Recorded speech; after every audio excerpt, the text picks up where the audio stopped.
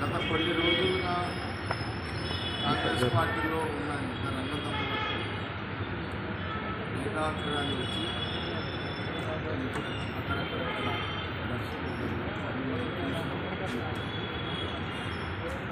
తుంగతుర్తి నియోజకవర్గంలోని కాంగ్రెస్ పార్టీలో నెలకొన్న సంతృప్తులు అసంతృప్తులపై పిసిసి వర్కింగ్ కమిటీ ప్రెసిడెంట్ తూర్పు జగ్గారెడ్డి